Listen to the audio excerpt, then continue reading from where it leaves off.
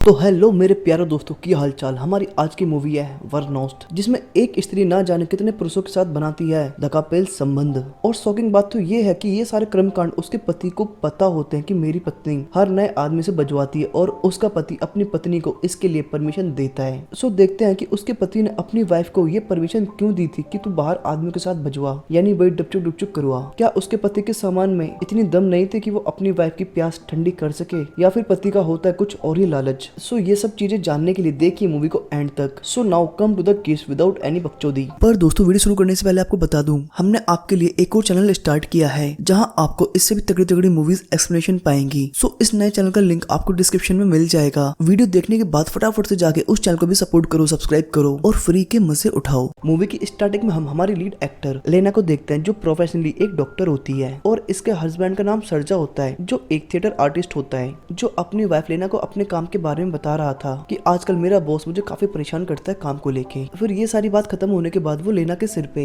एक पप्पी लेके चला जाता है, लेकिन लेना सर्जा के साथ डुपचुक डुपचुक करना चाहती थी, इसलिए लेना बेचारी ठंडी ही रह जाती है। तभी लेना देखती है कि सर्जा के फोन पे केडजा नाम की एक लड़की के लगातार मैसेज आए जा रहे हैं। तो ये देख के उसे लगता है कि उसका पति शायद उसे चीट कर रहा है। पर तभी सर्जा वहाँ वापस आता है और अपना फोन लेके चला जाता है। अब नेक्स्ट मॉर्निंग लेना सर्जा को सोते समय ओरल सेक्स देती है, जिससे सर्जा की नींद खुल जाती है। इस बार भी वो लेना की भावना को ना समझते हुए बेड से उठकर वॉशरूम जाता है और बाहर आके तैयार होकर कपड़े पहन के अपने काम के लिए चला जाता है। फिर हम लेना को भी उसके क्लिनिक में दिखती है, जहाँ इवान नाम का एक डॉक्टर लेना के पास आता है और वो निकी नाम के एक पेशेंट के बारे में लेना को बताता है। वो बताता है कि निकी अपनी प्रेगनेंसी की डिलीवरी तुमसे ही करवाना चाहती है। तो लीना इवान से पूछती है, क्या मैं तुमसे भी अच्छी डॉक्टर हूँ कि निकी अपनी डिलीवरी तुम्हारी वजह मुझसे करवाना चाहती है? तो इवान बोलता है, हाँ शायद, क्योंकि एक लेडी को दूसरी लेडी काफी अच्छे से समझ सकती है और वैसे भी ये प्रेगनेंसी वाली बात है, तो इसलिए शायद वो अपनी डिलीवरी तुमसे करवाना चाहती है। इसके बाद हम निकी और लेना को एक साथ बैठा हुआ देखते हैं, जहाँ निकी लेना से अपने अपॉइंटमेंट के बारे में बात कर रही थी। एंड आफ्टर द क्लिनिक लेना घर जाते समय गाड़ी में ही ड्रेस चेंज करती है और वो डायरेक्ट वहाँ से एक क्लब चली जाती है। और यहाँ पहुँच के लेना अपने पति को भी यहाँ बुलाती है, पर वो बोलता है कि मैं काफी थक गया हूँ, सो सॉरी जान, मैं सो रहा हूँ। पर लेना को ऐसा लगता है कि सर्जा केडजा के साथ है, इसलिए वो मुझे गोली दे रहा है। और इसी गुस्से में वो भी एक अनजान आदमी के साथ बीच किनारे जाती है और उससे बातें करते हुए वो उसको चुम्बन चाटी करने लगती है। पर इवान को खुले में ये सब करना ठीक नहीं लगता, इसलिए वो उसे लेके ओयो में जाती है। पर यहाँ इस अनजान आदमी के पास ओयो में देने तक के पैसे नहीं होते, तो इसलिए लेना खुद ही रूम बुक करती है और उसे लेके रूम के अंदर जाकर डुपचुक डुपचुक करती है। पर लेना इस अनजान आदमी के साथ डुपचुक डुपचुक करने के बाद भी अधूरी ही रह जाती, मतलब वो ठंडी नहीं पड़ती, मतलब उसकी प्यास नहीं बुझती। आई मीन वो लौंडा लेना को सेटिस्फाई नहीं कर पाता। फिर नेक्स्ट मॉर्निंग जब लेना अपने घर पहुंचती है तो वो सर्जा को सोता हुआ देखती है और वो उसको उसके प्राइवेट पार्ट पर टच करने लगती है, जिससे उसकी नींद खुल जाती है। तो सर्जा पूछता है, तुम्हें क्या कर रही हो? तो लेना बोलती है, अब चुप बे घंटू लाल की घंटी, तेरी बना दूंगी मैं चटनी। क्या तेरी नन्नू खड़ी नहीं होती, या तुझमें दम नहीं बचा, क्योंकि तुझे दिखाई नहीं देता कि हमने कितने दिनों और महीनों से डुपचुक डुपचुक नहीं किया है? तो सर्जा बोलता है, ऐसा कुछ नहीं है, तुम ये फालतू की बातें मत सोचो। जिसके बाद हम लेना को सर्जा के नए प्रीमियर में देखते हैं, जहाँ स्टेज पे सर्जा और केडजा साथ में परफॉर्मेंस दे रहे थे, जहाँ पे इन दोनों के बीच की केमिस्ट्री देख के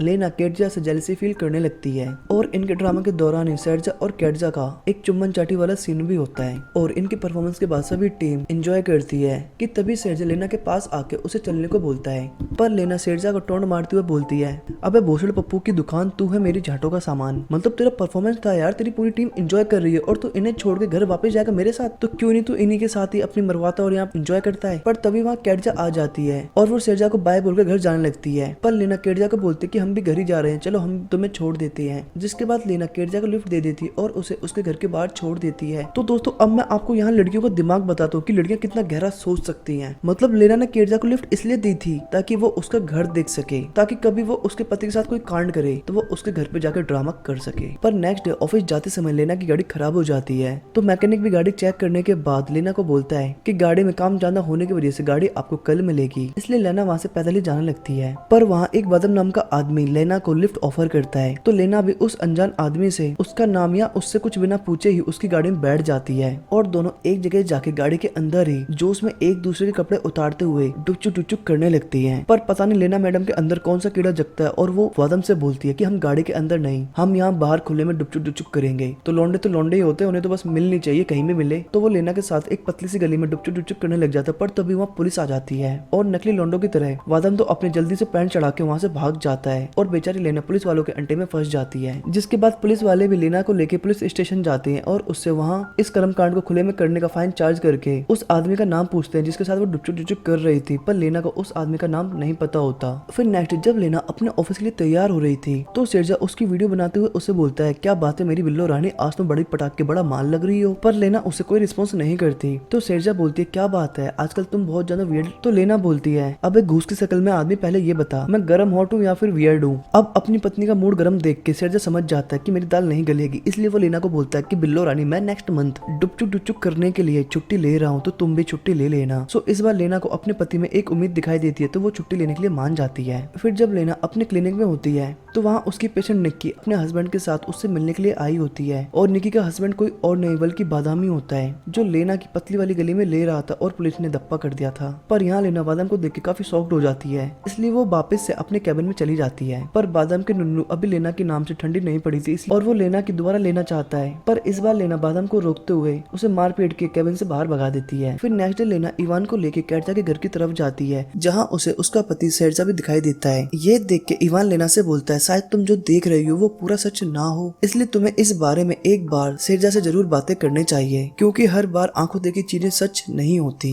अब इवान लेना को ये सारी बातें इसलिए बताता है क्योंकि वो भी लेना की लेना चाहता था, पर लेना इवान की इतनी ज्ञानवर्धक बातें सुन के पिघल जाती है और वो इवान को पप्पी चप्पी करने लगती है। फिर नेक्स्ट डे लेना शेरजा के साथ वेकेशन मनाने के लिए निकल जाती है, पर तभी लेना के मोबाइल में वादम के कई सारे मैसेजेस आते हैं जिसमें उसने लिखा था कि वो लेना के साथ दोबारा से डुपचुक डुपचुक करना चाहता है। पर लेना वादम के इन सभी मैसेजेस को इग्नोर कर देती है, जिसके बाद हम लेना और शेरजा को एक बीच पे देखते हैं, जहाँ लेना शेरजा से पूछती है कि हम दोनों एक नॉर्मल कपल की तरह डुपचुक डुपचुक क्यों नहीं करते, साथ ही पिछले कई महीनों से हमने डुपचुक डुपचुक भी नहीं किया है। तो इस पे शेरजा लेना को बताता है कि मुझे तुम्हारे अंदर अब वो वाइब्रेशन फील नहीं होती जो मुझे पहले फील होती थी, इसलिए एक बुरे डुपचुक डुपचुक वाले एक्सपीरियंस से अच्छा है कि हम डुपचुक डुपचुक ना ही करें, क्योंकि एक हस्बैंड वाइफ के बीच डुपचुक डुपचुक ही सब कुछ नहीं होता। अब शेरजा की ऐसी बातें सुन के लेना को थोड़ा गुस्सा आ जाता है, तो वह शेरजा से केटजा और उसके रिलेशनशिप के बारे में पूछ बैठती है कि तुम केटजा के साथ पूरे दिन क्या करते रहते हो। साथ ही उसने उन सभी मैसेजेस के बारे में भी पूछा था जिसे उसने खुद उसके मोबाइल में मूवी की स्टार्टिंग में देखा था, जिस पे शेरजा बोलता है कि तुम जैसा समझ रही हो वैसा कुछ नहीं है। और रही बात मैसेजेस की, तो तुमने अगर वो सारे मैसेज पढ़े होते तो आज तुम मुझसे ये क्वेश्चन ही नहीं पूछती,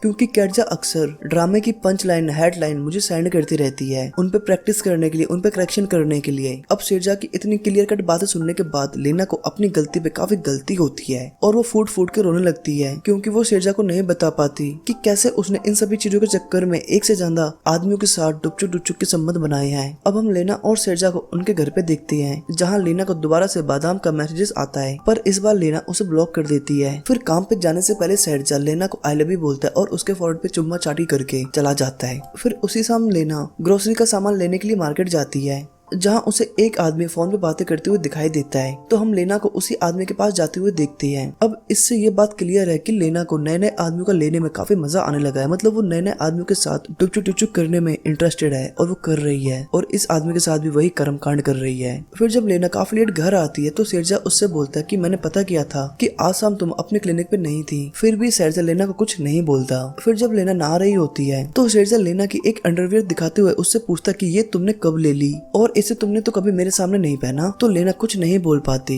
तो शेरजा बोलती है कोई बात नहीं, तुम इसे अभी मेरे सामने पहनो, और लेना उसे वो पहन के दिखाती है। जिसके बाद शेरजा लेना के साथ वॉशरूम में ही लेना की लेने लगता है और ऊ आ या की आवाज निकलवाने लगता है। उसके बाद लेना को क्लिनिक जाके पता चलता है कि निकी को उसके हस्बैंड बादाम और लेना के बारे में सब कुछ पता चल चुका है, जो कि वहाँ आके लेना को काफी बुरा भला कहती है, उसकी बेइज्जती करती है कि तुझे एक डॉक्टर होके मेरे पति के साथ ऐसा करने में शर्म नहीं आई, और ये बोल के वो वहाँ से चली जाती है। साथ ही वो इन सभी चीजों को इंटरनेट पे लीक कर देती है। इससे शेरजा को भी लेना के बारे में सारी चीजें पता चल जाती हैं, और इसी गुस्से में वो लेना को घर से बाहर निकाल देता है, और अगली सुबह लेना को उसके क्लिनिक वाले भी उसे काम से निकाल देते हैं। तभी वहाँ उसे लेने के लिए शेरजा आता है, जो उसे पिछली रात के बिहेवियर के लिए सॉरी बोलता है, और इसके बदले लेना भी उसे सॉरी बोलती है और बोलती है कि ऐसा कुछ अब वो कभी नहीं करेगी। पर भाई पता नहीं क्यों शेरजा कैसा आदमी है, वो लेना से बोलता है कि इन सब में तुम्हारी कोई गलती नहीं है, बल्कि तुम ऐसी ही हो, और वो उसे अपने साथ रहते हुए दूसरे आदमियों के साथ डुपचुक डुपचुक करने की परमिशन दे देता है, क्योंकि लेना को ऐसा ही करना पसंद था और इन सभी चीजों से शेरजा को कोई दिक्कत नहीं होती। जिसके बाद मूवी के आखिरी सीन में हम लेना को बस में एक आदमी के पास जाते हुए देखते हैं, जहां वो अपनी इस डबल जिंदगी से काफी खुश होती है, और लेना की इसी लेन देन के साथ इस मूवी का यही एंड होता है। सो दोस्तों, आपको लेना की स्टोरी कैसी लगी हमें कमेंट सेक्शन में जरूर कमेंट करना,